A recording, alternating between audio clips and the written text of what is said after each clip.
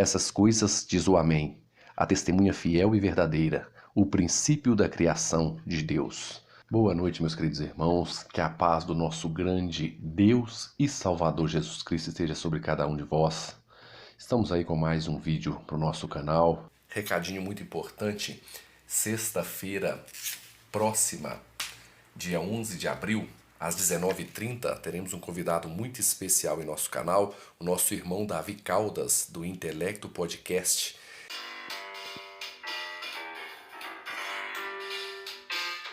Fala galera, meu nome é Davi Caldas, você está no Intelectus Podcast, seu podcast de teologia, assuntos afins. Esse é o episódio número 103. Ele estará dando o privilégio de sua presença aqui em nosso humilde canal, estará respondendo perguntas que os irmãos fizerem a ele sobre o Adventismo, sobre Ellen White. Ele é especialista nesse assunto, tem feito um trabalho brilhante na internet. Convido os irmãos a estarem conosco sexta-feira, dia 11, às 19h30, e a se inscreverem no canal do irmão Davi Caldas, um canal maravilhoso, um canal com muitas informações, uma abordagem extremamente inteligente, um irmão fantástico. Aproveitem e até sexta-feira, se Deus quiser. Vamos para o conteúdo de hoje, um tema polêmico, um tema que muitas das vezes vejo que os irmãos interpretam esse texto de qualquer maneira, a grosso modo, sem levar em consideração a perspectiva judaica, a visão de João por trás da redação do livro do Apocalipse. Vamos um versículo em questão. Apocalipse 3,14 diz o seguinte: essas coisas diz o Amém, a testemunha fiel e verdadeira, o princípio da criação de Deus. Paro por aqui. Esse versículo é um versículo impressionante, é um versículo que, ao meu ver, é um dos principais versículos que demonstram a divindade de Jesus Cristo, né?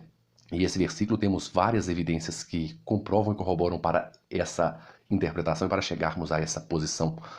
Primeiro, quando João diz essas coisas diz o Amém. Quando entendemos aí na perspectiva judaica a questão do Amém, né, que é um hebraísmo aí, transliterado do hebraico para o grego, quando João usou essa palavra Amém, olha que interessante, meus irmãos, olha a visão judaica por trás desta simples palavra. Quando João diz essas coisas, diz o Amém, usando o Amém como o sujeito da oração, veja que interessante. Amém, se você pesquisar na cultura judaica, se você pesquisar até no Google, você chegará a essa informação que eu estou trazendo hoje para você.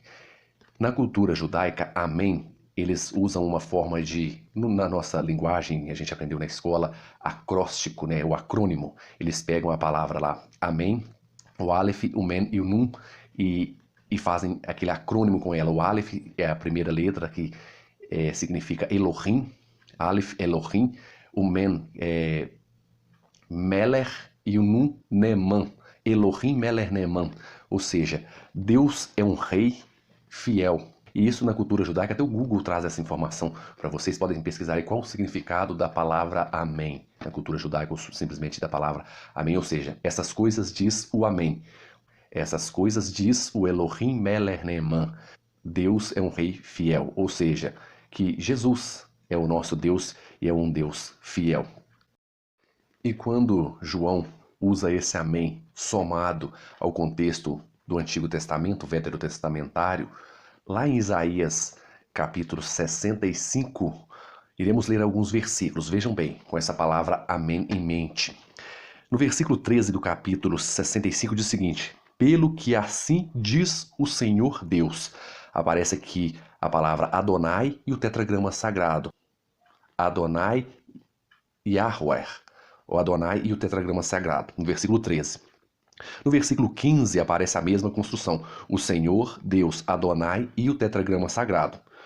No versículo 16 já diz o seguinte: de sorte que aquele que se abençoar na terra, pelo Deus da verdade é que se abençoará, e aquele que julgar na terra, pelo Deus da verdade é que julgará, porque já estão esquecidas as angústias passadas e estão escondidas dos meus olhos. Ou seja, quando, nesse contexto, que isso é muito lindo, diz, versículo 16 novamente, de sorte que aquele que se abençoar na terra pelo Deus da verdade. Aqui no original hebraico aparece a palavra Elohim e a palavra Amém, ou seja, aqui está numa relação de genitivo, um construto. Aparece duas vezes aqui no versículo 16, que é abençoar pelo Deus da verdade, o Deus Amém, Elohim Amém, e na segunda parte, e aquele que jurar na terra pelo Deus da verdade, pelo Deus Amém. João, quando usa o termo Amém para Cristo, ele tem em mente provavelmente esse texto, ou seja, o Deus Amém. Quem é o Deus Amém? Que foi mencionado no versículo 13 e no versículo 15. O próprio Yahweh, o tetragrama sagrado.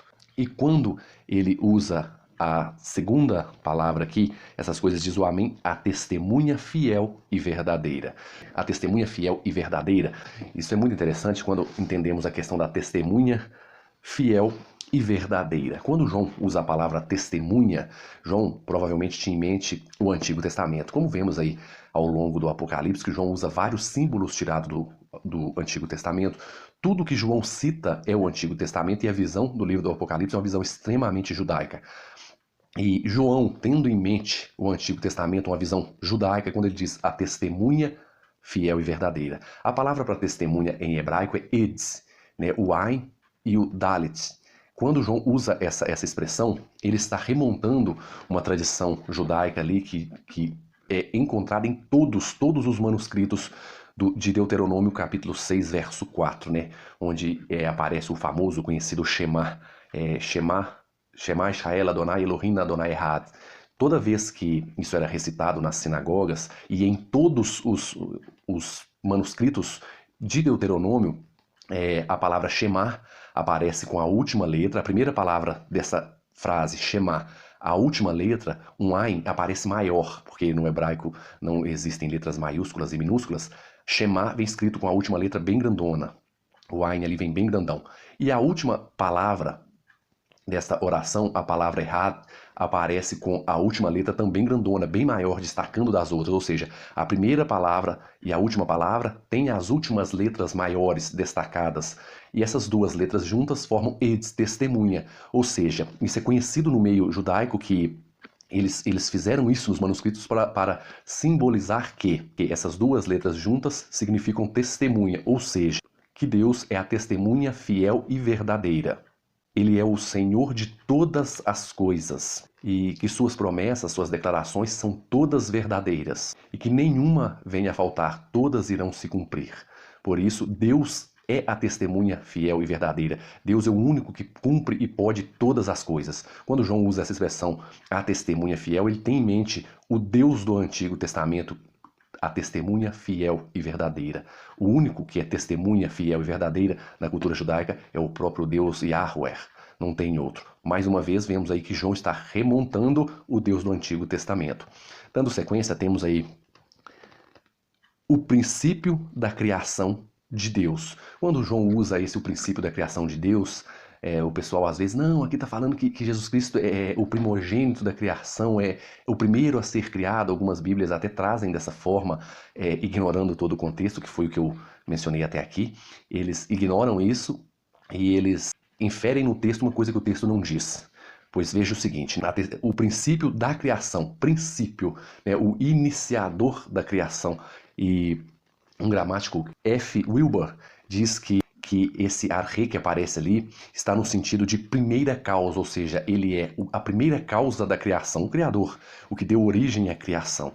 Não que ele é a primeira coisa a ser criada, ele é a primeira causa.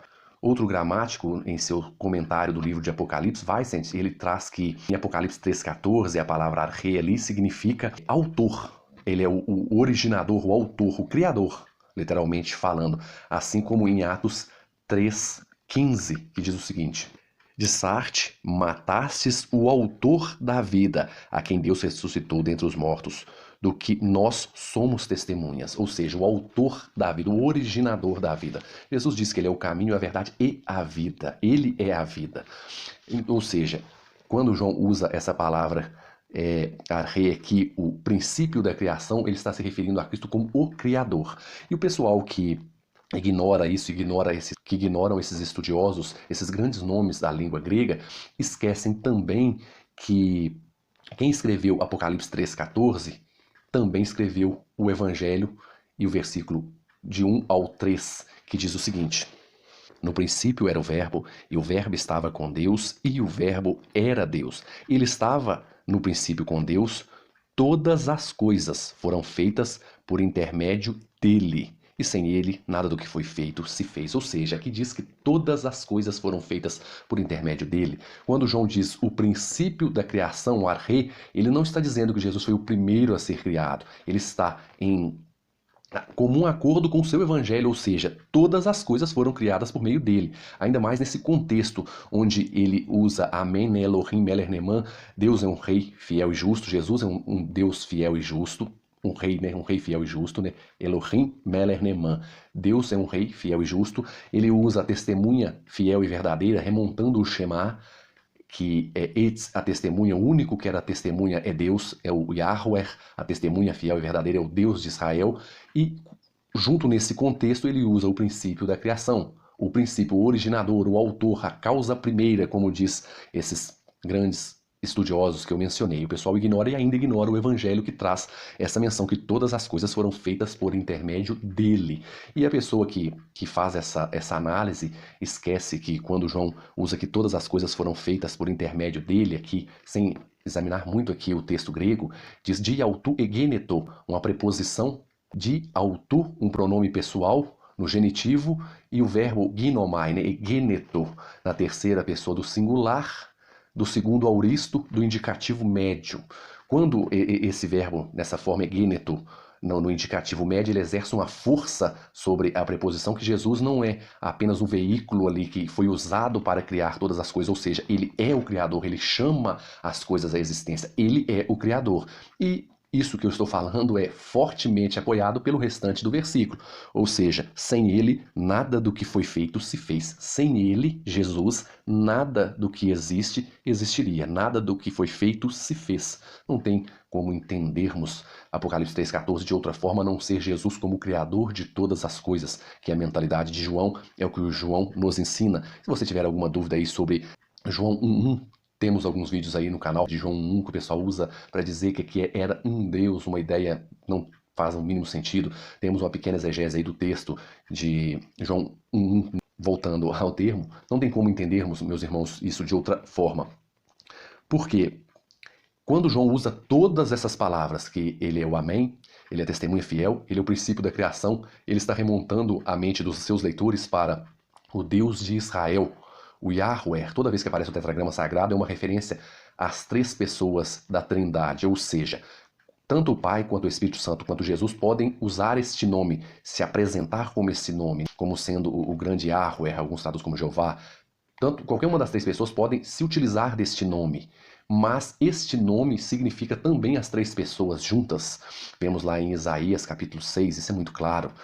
O João 12 deixa isso claro, João 8, o capítulo todo, remontando Êxodo 3,14, é muito forte a evidência da Trindade na Bíblia, né? O pessoal que não quer aceitar a divindade de Cristo inventam traduções, causam problemas aí teológicos, né? Que Jesus é um Deus, como que a Bíblia diz que só existe um Deus. Ah, mas diz que Satanás também é um Deus e aqueles líderes, juízes foram chamados de deuses também. Só que o pessoal esquece que o contexto é o principal em uma declaração. Não existe um contexto na Bíblia que diz no princípio era esses juízes iníquos. No princípio, esses juízes iníquos, esses juízes estavam com Deus e esses juízes eram Deus e todas as coisas foram feitas por intermédio deles. Não se referir a esses juízes como Deus não é nesse contexto, é um contexto negativo. Quando se refere a Satanás como Deus desse século, o pessoal esquece que não tem nenhum versículo que equipara Satanás a Deus, o Pai, em pé de igualdade e dando a ênfase que eles são criadores. O pessoal esquece disso e quer falar, não, um contexto, meus irmãos, manda tudo. O contexto de João 1:1, o contexto de Apocalipse 3:14, é claro, Jesus é Deus. Jesus é o Deus de Israel, o único Deus composto por três pessoas distintas, Deus Pai, o Espírito Santo e o próprio Jesus. Fiquem na graça de Cristo, que o nosso grande Deus e Salvador Jesus possa nos iluminar e nos abençoar a entendermos a sua palavra, a palavra feita pelo Espírito Santo. Que Deus nos ilumine, nos abençoe e seja conosco. Meus irmãos, um forte abraço